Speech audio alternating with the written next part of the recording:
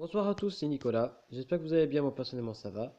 Aujourd'hui on se retrouve pour peut-être la dernière preview de la révolte éthérique. Et donc on commence avec deux des cartes qui ont été révélées il y a bien longtemps, mais qui n'ont pas été traduites jusqu'à aujourd'hui. Bref, c'est la bataille du pont. Pour X et un mana noir, improvisation, un rituel qui fait que la créature ciblée gagne moins X jusqu'à la fin du tour et on gagne X points de vie. Très fort quand même, c'est sympa. Obscure suggestion pour 5, dont un mana bleu, un mana noir et un mana rouge. Chaque adversaire sacrifie une créature ou un tableau de cœur, puis se défausse d'une carte.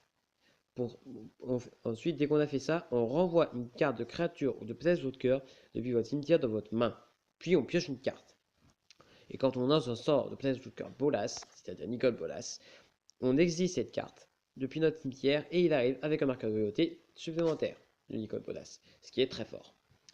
Ossuaire submergé, c'est très connu. Il arrive sur bataille engagée quand on engage mana 2 mana noir. Machine paradoxale.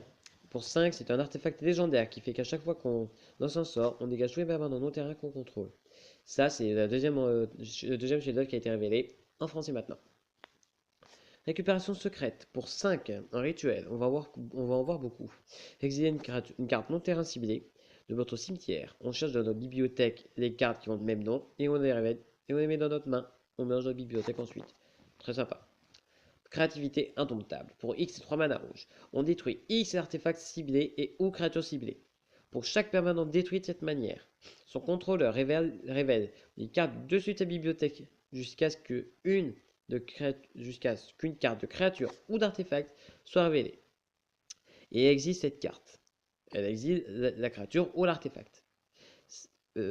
Ces joueurs mettent les cartes exilées sur le champ de bataille, puis mélangent la bibliothèque. Voilà.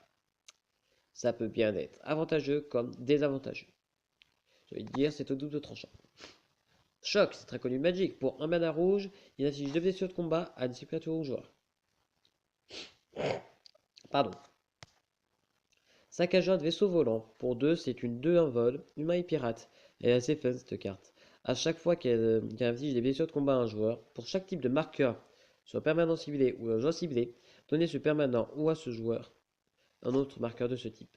C'est sympa pour un jeu marqueur justement. Il y a beaucoup de cartes avec le jeu marqueur justement, avec l'effet marqueur, c'est sympa.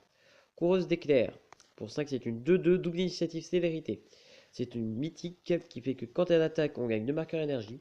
Et puis on peut payer 8 marqueurs énergie.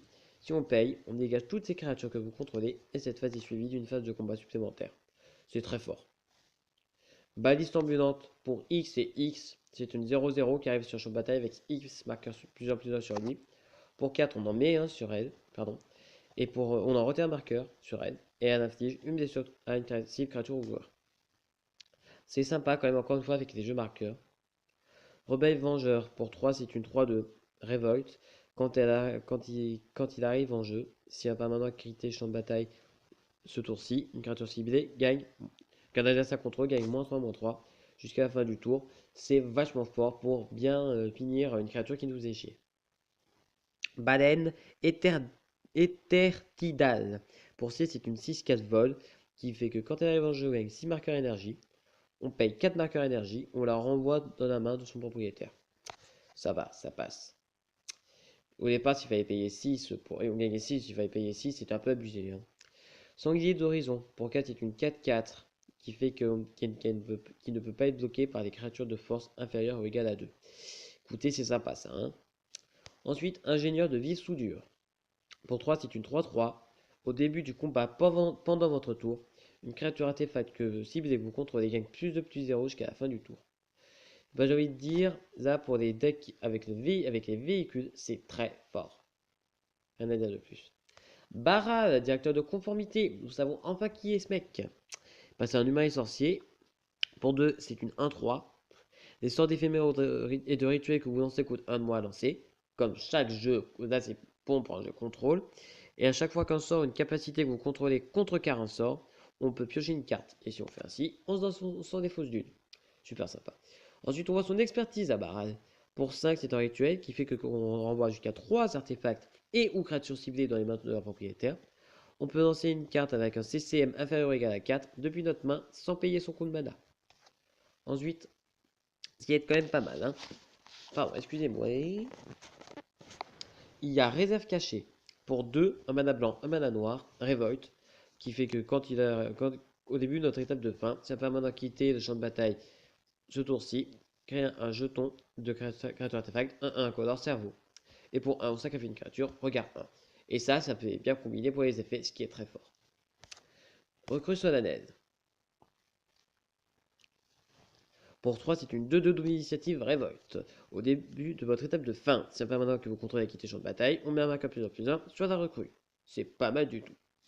Archange admirable. Pour 7, c'est une 5-5 vol. Si vous deviez perdre la partie à la place, on exile cette carte et votre total de points de vie devient à votre total de points de vie de départ. En gros, si l'adversaire est à 2, moi je suis à 1, il m'inflige une blessure, je meurs, et ben non, j'exile cette carte, j'en viens à 20. Voilà. Très fort.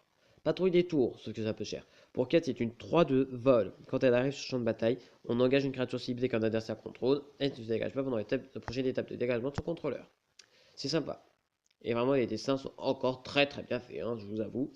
Gyrocycliste renégat. Pour 3, c'est une 3-2 qui fait qu'à chaque fois que le gyrocycliste renégat devient engagé, la créature ciblée ne peut pas bloquer sourcil. Ça veut dire que ça, à chaque phase de combat, on peut utiliser pour que s'il joue qu'une créature, celle-ci ne peut pas bloquer. Très fort. Assembleur mécanique. Pour 3, c'est une 2-3. Pour 7, on crée un jeton qui a une copie d'artefact ciblé. Il acquiert sévérité et on exile à la fin du prochain tour. Éthérien doué. Pour 2, c'est une 2-3. Éthérien vampire. Contact mortel. Yadvi. Ce qui est pas mal du tout quand même. Gardien du trésor. Pour 4, c'est une 3-3. Quand elle meurt, on réveille les cartes du dessus de la bibliothèque. Jusqu'à ce que vous réveilliez une carte non terrain avec un CCM inférieur ou égal à 3. On peut lancer cette carte sans laisser son coup, sans payer son coup de mana. Et on met toutes les cartes non lancées de cette manière au-dessous de la bibliothèque dans un ordre aléatoire. Ok, sympa quand même. Pendule à motif. Pour 2, c'est un artefact qui fait que quand il a changement de bataille, on gagne 3 points de vie. Pour 5, on engage, on sacrifie, on pioche une carte. Basique.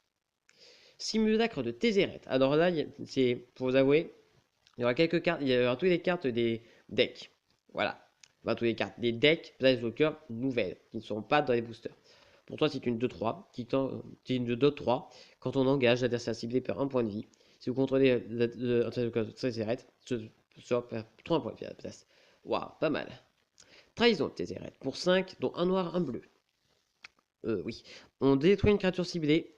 On peut chercher dans nos bibliothèques une carte appelée Tézéret, maître du métal, la révéler et la mettre dans votre main. Et si on la cherche dans notre bibliothèque, eh ben on mélange. Immensité tranquille, mana vert, mana blanc, engagé. C'est pour un délit, ça. Rugissement inspirateur. Pour 4, un rituel. Mettez un marqueur +1/+1 sur chaque créature que vous contrôlez. Alors vous voyez, là ça va vraiment être très marqueur +1/+1 pour le deck Adjani, ça c'est sûr. Camarade d'Adjani, pour 2, c'est une 2 de effet soldat, piétinement. Au début du combat, pendant votre tour, si on contrôle Planeswalker Adjani, on met un marqueur +1/+1 sur son camarade. Aide d'Adjani, pour 4, est un enchantement qui fait que quand il a champ de bataille, on peut chercher dans notre bibliothèque une carte qui s'appelle Adjani Protecteur Valeureux, et pareil, voilà. On sacrifie l'aide d'Adjani, on prévient toutes les blessures de combat qu'une créature de votre choix devrait infliger ce tour-ci. Très fort. Et on finit avec Appel à l'unité. Pour 5, c'est un enchantement qui a la révolte. Et au début de votre étape de fin, ça permet maintenant que vous contrôlez à quitter le champ de bataille ce tour-ci. Mettez un marqueur mettez un marqueur unité sur l'appel à l'unité. Les créatures que vous contrôlez gagnent +1/+1 pour chaque marqueur unité sur l'appel à l'unité. C'est très fort. Voilà, j'espère que cette vidéo vous aura plu. Si c'est le cas, pouce bleu, commentaire, partage ou vous abonnez pour plus de contenu. Quant à moi, je vous dis soit demain pour le petit diaporama de certaines cartes, pour ensuite que je vous conseille d'aller sur Magic V pour voir toutes les cartes. Soit je vous dis à la prochaine pour les présentations des decks. Salut tout le monde, bonne soirée.